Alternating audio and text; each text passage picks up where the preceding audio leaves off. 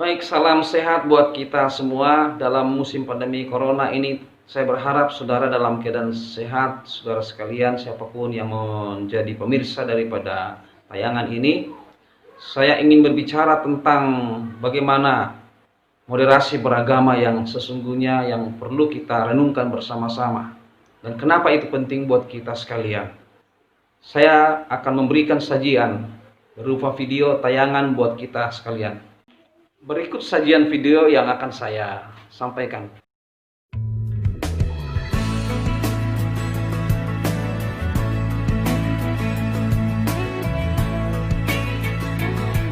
Moderasi beragama. Apa yang akan kita lihat dari moderasi beragama ketika kita berbicara tentang moderasi beragama? Kalau moderasi beragama, sekilas pandang tentang moderasi beragama itu sendiri adalah berbicara tentang bagaimana seseorang bersikap moderat di dalam beragama. Satu sisi dia harus menjalankan agamanya secara baik, tetapi satu sisi dia juga harus bisa menghargai keberagaman agama-agama yang ada di lingkungannya. Mempertahankan sikap moderat di dalam beragama, dalam menghadapi multikultural. Tentu kita tidak lepas daripada sejarah berdirinya bangsa Indonesia. Nama Indonesia untuk pertama kali disarankan pada tahun 1850 oleh James Richardson, bukan, 1819 sampai 1869.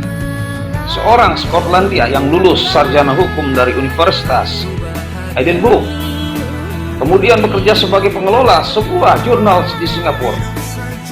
Ya, Indo diartikan sama dengan India. Nesos dari bahasa Yunani, yaitu pulau. Jadi dapat diartikan adalah menjadi pulau-pulau atau kepulauan India. Antara tahun 1864 sampai dengan 1880 Adolf Bastian 1826 sampai 1906 mempopulerkan istilah Indonesia di kalangan bangsa Belanda dalam buku etnografinya. 5 jilid berjudul Indonesian Order the Insular Destination Archipel.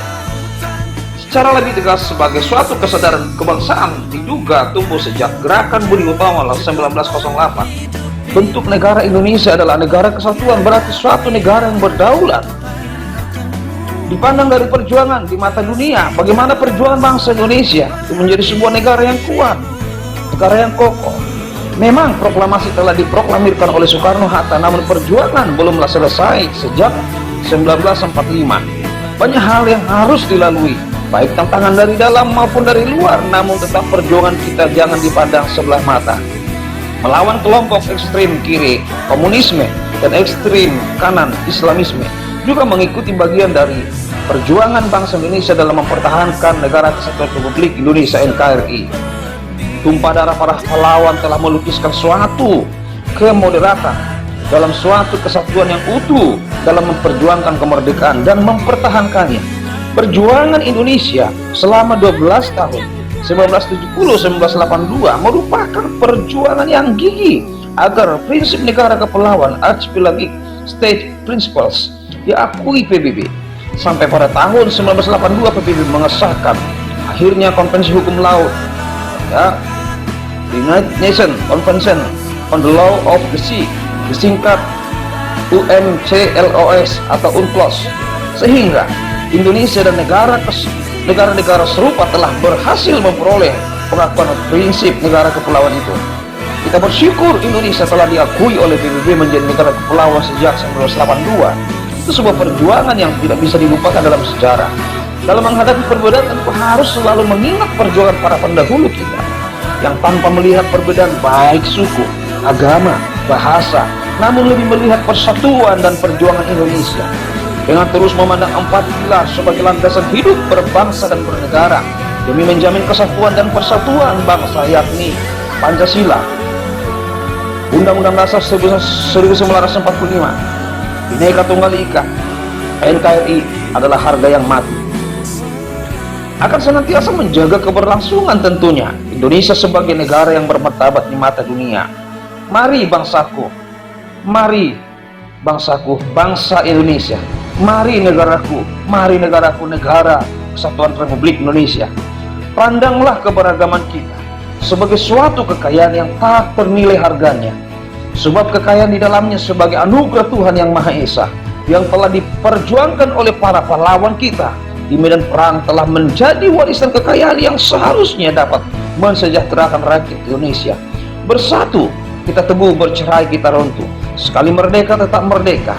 Jayalah negeriku, jayalah bangsaku. Merdeka, merdeka. Mari kita mendukung persatuan dan kesatuan bangsa Indonesia. Kita menghormati pemerintahan yang ada. Kita menghormati konstitusi. Kita percayakan segala sesuatu kepada yang kita pilih sesuai dengan hati nurani kita. Pilihan yang kita sudah buat kita harus hargai. Mari bangsaku, mari negaraku, mari rakyat Indonesia, semua agama, semua suku dan bahasa, kita jaga keutuhan ini, kita jaga harta yang sangat mahal ini, yaitu persatuan dan kesatuan. Biarlah semua agama boleh berdampingan secara damai. Mari hidup beragama, mari hidup saling menghargai.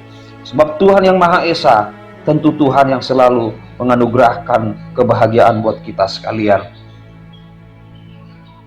Salam merdeka, salam moderasi beragama.